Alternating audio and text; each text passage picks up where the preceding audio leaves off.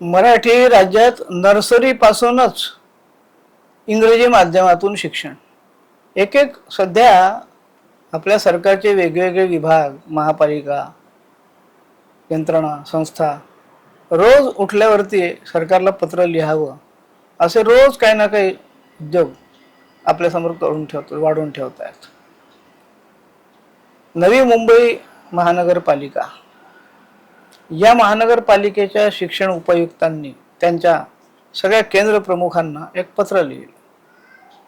पत्र असं होतं की शिक्षण रूपांतरण धोरणांतर्गत, रूपांतरण याचा अर्थ काय होतो हे त्यांना कळलेलं आहे की नाही असं आपल्याला वाटावं अशी पुढची परिस्थिती आहे. तर शिक्षण उपायुक्तांनी सगळ्या केंद्र प्रमुखांना त्यांना असं सांगितलं की शिक्षण रूपांतरण धोरणांतर्गत, आता हे रूपांतरण धोरण कोणाचं, केंद्राचं, राज्याचं, नवी मुंबई महानगरपालिकेचं, जिल्हा परिषदेचं, याचा काही उल्लेख नाही. त्यामुळे आपण असं समजू की नवी मुंबई महानगरपालिकेने स्वतःचं काहीतरी शिक्षण रूपांतरण धोरण तयार केलं असलं पाहिजे. आणि त्याच्या अंतर्गत काय तर नर्सरी पासून इंग्रजी माध्यमातून शिक्षण देण्याचा निर्णय कळवला आहे. नर्सरी पासून इंग्रजी माध्यमातून रूपांतरणचा अर्थ असा होतो की मराठी माध्यमाच्या शाळा बंद करायच्या आणि त्याच्याऐवजी इंग्रजी माध्यमामध्ये त्याचं रूपांतरण करायचं, असा त्याचा सरळ अर्थ आहे या शब्दाचा.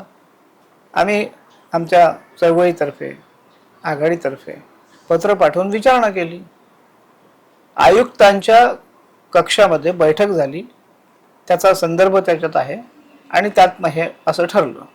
मग आम्ही त्यांना म्हटलं की रूपांतरण याचा मुळामध्ये अर्थ काय आहे, मराठी माध्यमाच्या ऐवजी इंग्रजी माध्यम असा आमच्या मते त्याचा अर्थ होतो.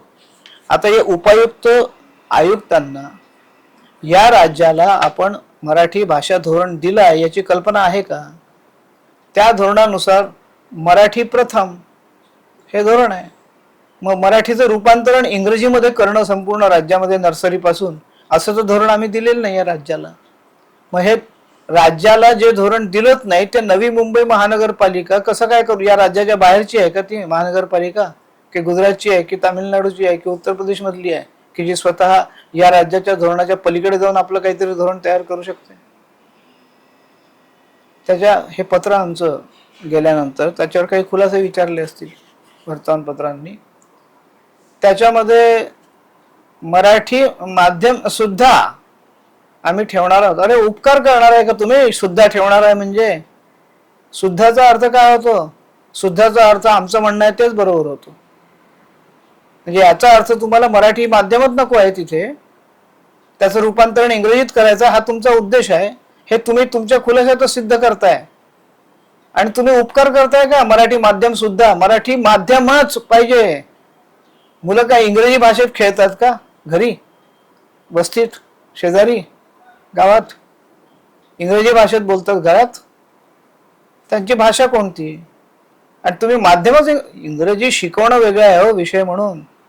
नर्सरीच्या मुलांना काय इंग्रजी शिकवणार तुम्ही? 1 2 3 4 शिकवणार ना? ABCD शिकवाल, अजून काय शिकवणार? आणि ते मराठी माध्यमातून शिक्षण न देता इंग्रजी माध्यमातून काय तुमचा अभ्यासक्रम आहे? आम्ही विचारलं की त्या आयुक्तांकडे झालेली जी बैठक आहे त्याचा इतिवृत्ताची आम्हाला प्रत द्या, काय तुमचे निर्णय आहे ते आम्हाला कळू द्या. कोण कोण तिथे शहाणे लोक होते, त्यांनी काय काय निर्णय घेतले बघू द्या आम्हाला. आम्हाला जर ते पटलं तर आम्ही म्हणू हो तुमचं बरोबर आहे. त्यामुळे ते त्याचं उत्तरच दिलेलं नाही त्यांनी अजून. इतिवृत्ताची प्रत तर खूप दूरची गोष्ट आहे. शिक्षण रूपांतरण धोरण काय तुमचं त्याची प्रत द्या आम्हाला, ते बघू द्या काय आहे, काय केलंय तुम्ही त्याच्यामध्ये. तेव्हा आमच्या राज्याला असलेल्या मराठी भाषा धोरणाशी सुसंगत आहे, विसंगत आहे, चुकीचं आहे, बरोबर आहे, काय आहे ते सुद्धा अद्याप उपलब्ध झालेलं नाही. मग याचा अर्थ काय होतो? शिक्षण रूपांतरण धोरण तुम्ही देत नाही. आयुक्ताच्या कक्षात झालेली हे काय गुप्त डॉक्युमेंट आहे काय? संरक्षण खातं आहे की काय? याच्यामध्ये काहीतरी देशविघातक असं काहीतरी आहे की जे तुम्हाला देता येऊ शकत नाही लोकांना माहिती? तुम्ही माहिती का लपवता लोकांपासून? इथे माहितीच्या अधिकारात प्रत्येक गोष्ट मागायची आहे का? आणि त्याच्यासाठी तुम्ही कार्ड मागायला निघाले लोकांना, त्याच्या विरुद्ध आंदोलन करायला लागायची वेळ आली आहे. तुम्ही कोण कार्ड मागणार आहे? देशामध्ये कायदा आहे माहिती अधिकाराचा, आणि हा कायदा करण्याची वेळच यायला नको. तुम्हाला मागितलेली माहिती तुम्ही बिना कायद्यामध्ये मागितल्याशिवाय द्यायला पाहिजे ना. कायद्यामध्ये मागितल्यानंतरही ती मिळत नाही, तो पुन्हा वेगळाच मुद्दा आहे. आणि आता तर तुम्ही त्या कायद्यांतर्गत तुम्हाला का माहिती पाहिजे याचं कारण द्या, कशाला द्या. मला माहितीचा अधिकार आहे ना घटनेने दिलेला, कारण विचारण्याचा तुम्हाला अधिकार दिलाय का कायद्याने नाही दिलेला, मग तुम्ही कसं काय विचारणार? तुम्ही कायद्यात तशी दुरुस्ती करणं हे सुद्धा घटनाबाह्य आहे. मग असं असेल तर असे नियम करणे नियमबाह्य आहे. म्हणजे माहितीच द्यायची नाही, पारदर्शी व्यवहारच ठेवायचा नाही. शासन आणि प्रशासनाला वाटेल, नवी मुंबई महानगरपालिकेला वाटेल, त्या आयुक्तांना वाटेल, त्या उपयुक्तांना वाटेल तसेच निर्णय त्यांनी घ्यायचे का? हे सगळं आमच्या राज्य भाषा सल्लागार समितीच्या 15 जूनच्या बैठकीमध्ये हा विषय आला. तिथे सगळे हे मुद्दे उपस्थित झाले. ते सगळे अधिकृतरित्या भाषा संचालना या समितीचे सचिव जे भाषा संचालक असतात त्यांच्या मार्फत त्यांना कळवलं जाईल काय मतं व्यक्त झाली ती. पण हे जे काही चाललेलं आहे खेळखंडोबा प्रत्येक गोष्टीचा, प्रत्येक यंत्रणेकडून प्रत्येक पातळीवरती, हा पालकांना लोकांना हे सगळं कसं माहिती होणार? आणि तुम्ही खुलेआम सांगता की पालकांना इंग्रजी माध्यम पाहिजे. अरे पालकांनी म्हटलं का तुम्हाला शिक्षण रूपांतरण धोरण आखा म्हणून? कोणत्या पालकांनी म्हटलं? कोणत्या पालक संघटनेने म्हटलं? कधी म्हटलं? जरा सांगा ना. माहिती विचारतोय ना आम्ही, द्या ना धोरण आम्हाला, पाहू द्या आधी. तुम्ही म्हणताय ते बरोबर आहे की तुम्ही म्हणता तेच बरोबर आहे एवढं समजून चालायचं आहे का आम्ही? तुम्ही जबाबदार आहात ना, अधिकारी आहात तुम्ही उत्तरदायी आहात. राज्य उत्तरदायी आहे लोकांना, तुम्ही उत्तरदायी आहे राज्याला, शासनाला, प्रशासनाला, आणि शासन प्रशासन उत्तरदायी आहे आम्हाला. तुम्ही हे लपवालपवी काय करताय? हा लपवा छपवीचा खेळ. कुठून येतात तुमच्या डोक्यामध्ये या गोष्टी? इंग्रजी कुठून आली? इंग्रजी माध्यम कुठून आलं? नर्सरी पासून? अरे इथे युनेस्को सांगते आहे की मातृभाषा माध्यमातून सगळं शिकवलं पाहिजे. इथे आपण सगळे विषय सगळ्या पातळीवरचे हे मराठी माध्यमातून शिकवण्यासाठी म्हणून मराठी विद्यापीठ काढायची व्यवस्था करून घेतली. तिथे ती झाली नाही म्हणून आंतरराष्ट्रीय मराठी विद्यापीठ नावाचा वेगळा कायदा, त्याचं प्रारूप सरकारला करून दिलं. आणि इथे तुम्ही नर्सरी पासूनच मराठी माध्यम संपवायला निघाले आणि मराठी सुद्धा उपलब्ध असेल सांगायला निघाले. मराठीवर उपकार नाही करताय तुम्ही. मराठी राज्य आहे आणि मराठीसाठी ठणकावून बोललं गेलं पाहिजे. तुम्ही मराठी राज्याचं काही इंग्रजीत रूपांतरण करायला निघाले आहे का? ही शिक्षण धोरण रूपांतरण नाही आहे, हे मराठी धोरण रूपांतरण करताय तुम्ही. हे तुमच्या लक्षात आणून देणं ज्यांचं काम आहे त्यांनी ते आणून दिलेलं आहे. मराठी भाषा धोरण आहे याची कल्पना जर ते वाचलं असेल, माहिती असेल, त्याची प्रत जर उपायुक्तांजवळ असेल, आयुक्तांजवळ असेल, तर त्यांना हे कळेल ना, किंवा त्यांच्या अधिकाऱ्यांनी तरी वाचलंय का संबंधित कोणी? कोणतंही अन्य धोरण मराठी भाषा धोरणाला विसंगत राज्यामध्ये राहू शकत नाही. आणि गांभीर्याने याच्यावरती राज्य भाषा सल्लागार समितीने त्याची दखल घेतलेली आहे.